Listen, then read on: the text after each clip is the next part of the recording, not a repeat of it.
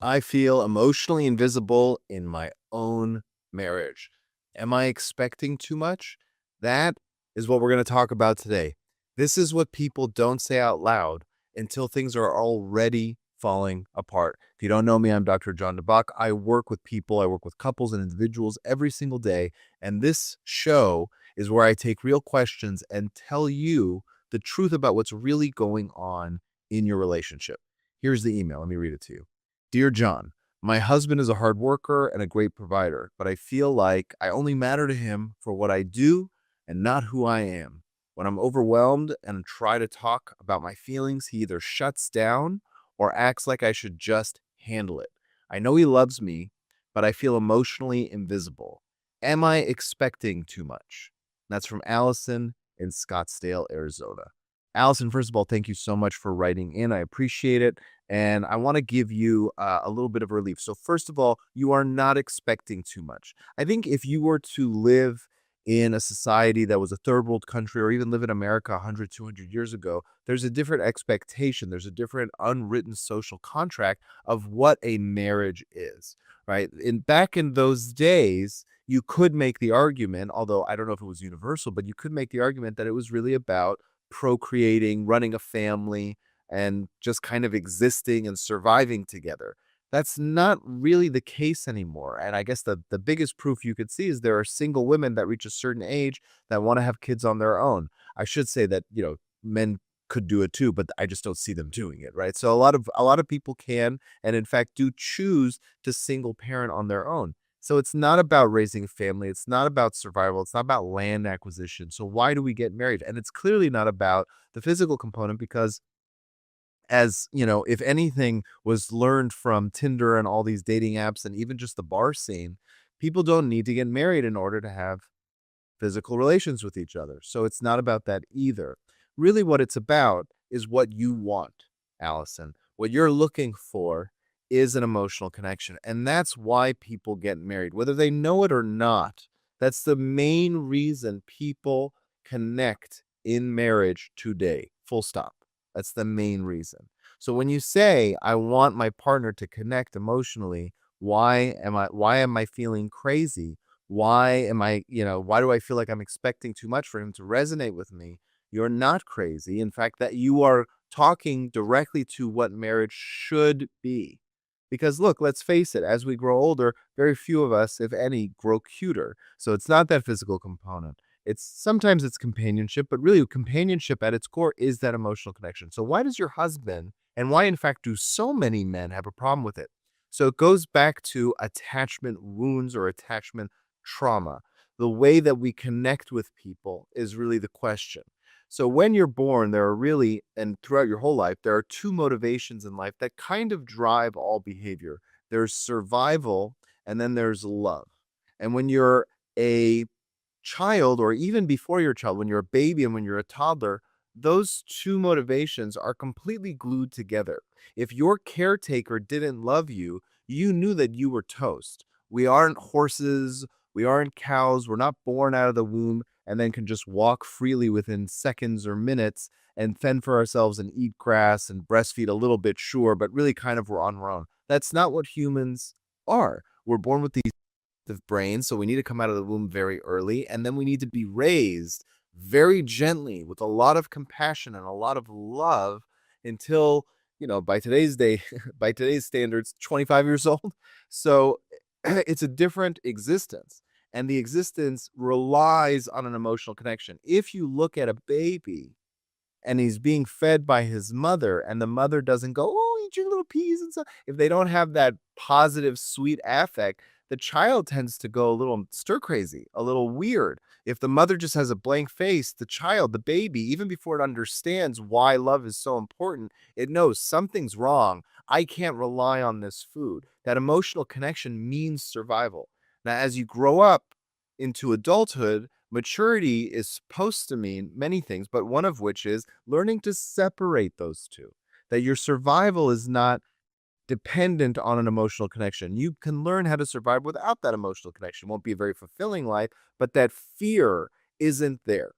So the fear of emotional connection or loss of emotional connection informs why so many people have a hard time with it. So, specifically with your husband, Allison, what it sounds like is he grew up in either an abusive or neglectful environment, or even if he had a really good childhood, maybe he had a former relationship where he was vulnerable and was taught that that was in fact dangerous because he was rejected or he was cheated on. Could be a many things. Usually you could trace it back to childhood though. And this is attachment theory. This is really where it's coming from. So the reason he's having a hard time is somewhere along the lines, somewhere at some point as an individual, he came to understand that if I tell someone I'm sad or I'm feeling scared or I'm feeling depressed or whatever the negative emotion is, he was told, "Hey, don't talk to me about it." I have one a woman, a lovely woman who just called me from Ireland. She said she's dealing with the same kind of issue that you're dealing with her husband. And in his house growing up, I had done a little bit of poking and prodding. She said, he the sentiment in his house was if you're sick in the middle of the night, you're on your own. What message does that send? It means it lets you know very early on, you don't matter enough for me to get out of bed. I don't care. You're on your own. If you have negative emotions, push them down and get into action. And so what happens is when eventually that man grows up and someone else has negative emotions, his brain, not necessarily the conscious part, but there's a part of the unconscious brain that says, wait a second, that's not the way the world works. I was taught I had to take care of my own emotions and don't bring them up. You need to do the same thing because if you don't, maybe we'll get sick and no one will take care of us and we'll really suffer, maybe die, maybe something bad will happen. And so that you never have that development that it's safe to go into it. Another client I had talked about the negative emotions of other people feeling like a black hole. And they don't want to get dragged in the black hole because people get lost in that black hole because their mother was an alcoholic and every time she was sad, she would end up drinking and then she would end up doing destructive things. And it got even worse than that. And so bad emotions equal black hole. And a lot of people have this experience and they learn to get very tough on the outside. And really what it is that tough exterior is protecting them from the mushy little interior that can't handle it. So what do you do as a wife? The truth is you have three kind of roads you can go down. One, which I'm assuming you don't want to go down, but it is an option and it's worth saying, is separation and divorce. It is by far the last option, but it is an option. I'm not one of those people that says you just have to stay married no matter what. I don't believe in that, right? But if the person is unwilling to do work and you can't come to terms and you can't accept what it is, one of those other two, we'll talk about those in a second, then sometimes divorce and separation is the best option. And usually when people start considering this is after the kids are a little bit older because you're approaching retirement and realizing, maybe it's not tomorrow, but it's a few years down the line. And there's something that goes off in your head that says, hey, once the kids are out of the house, we don't have a relationship. If I get sad, I'm made to feel like I'm a fool. I don't want to do that for the rest of my life. So it's very common to kind of wake up to that feeling in your 40s, 50s, 60s, because you start realizing, hey, this isn't looking very positive for me. So if you're going through that and you're in that age, I don't know how old you are, Allison, but know that it's somewhat normal. The second option is realizing that your husband is not going to do the work because some won't. He's not going to confront it. He might say, you go to therapy. There's nothing wrong with me. You're the overreactive one. You're the needy one, which sounds like he might be saying to you because of the way you've worded your email. If that's the case, if is enough positivity in that relationship for you that you feel like, you know what, I can compartmentalize, then your job is going to be to accept that and expand those emotional needs outside of your circle with friends. Maybe if you have children, sometimes with your children. A lot of people focus a lot on their grandchildren once they're born, but to realize that you have a stunted emotional growth in that partner and you have to just say you come to terms with it. Now, I know that sounds impossible for a lot of people, but people do it all the time. Another example I can give you is if your partner is autistic, if they're on the autistic spectrum, I should say.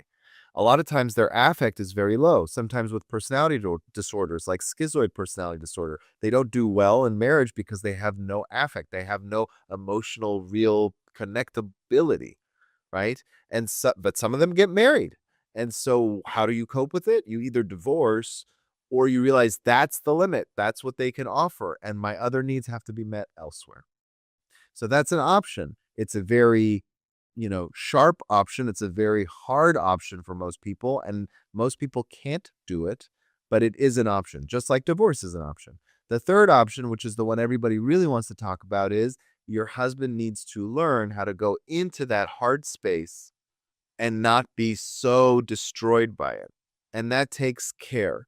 Sometimes medication can turn down the fear response, because make no mistake, when he can't talk about your feelings, what's happening is an anxiety response. It is a fear-based response. It is a threat detection system. Something in his past has taught him that he needs to be afraid of this situation. Now, it might not look like fear. It might look like aggression. It might look like anger or irritability. But make no mistake, those are all masks for the underneath feeling, which is the anxiety, the fear, the stress, the paranoia, the phobia, whatever it is, whatever we want to call it. There's lots of labels you could put on it, that this isn't going to go well. Okay.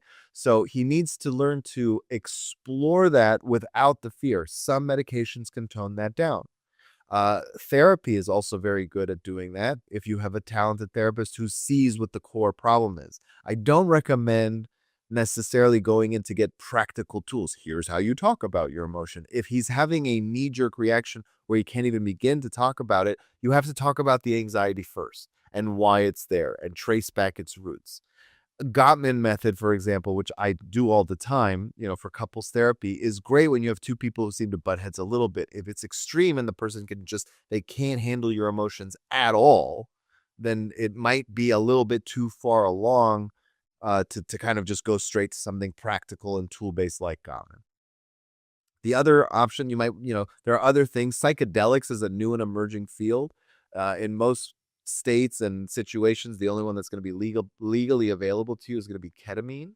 So ketamine treatment will allow, much like some of these other drugs, but in a much more profound way, to really jump into that part of that non-fear-based emotional thing without the fear. So it's different parts of the brain. I don't want to get too technical about the neuroanatomy, but it basically, it allows you to explore a lot of the emotional content in the brain that stays locked up without the hyper vigilance that gets stuck up here that says, no, it's not safe. It's not safe. Don't do that. And it allows the person to experience it. Now, doing it once isn't going to change the person forever. Usually you have to learn to integrate. What did you learn when you actually had that experience? And that's why I don't recommend doing it in a party atmosphere. It really can be very dangerous if you do it in the wrong context. Setting matter. It's not for everybody. Some people are closed off to it altogether, and that's fine too. There's not a one miracle cure for this at all. But the bottom line is he has to be willing to confront that maybe negative emotions for him are difficult to handle. And I guess you can ask, is it like that with everyone or just you? If he's able to do it with other people and just you, then probably the trauma that caused this allergy to negativity isn't as bad. Okay. But if it's with everybody, then chances are he needs a little bit more intensive kind of approach, someone who's a little bit sharper. But if he's not willing, and the way I would phrase it, by the way, if you want to encourage him to go, just say, listen, it seems like every time I bring up something negative, you want to shut it down. You want to close down. That's hard for me. I understand you think I need to take care of my own stuff, but one of the things I like, or one of the things I was hoping for in a relationship with you, is that when I have a sad moment, that you help me through it. And if you don't know how to do it, that's fine.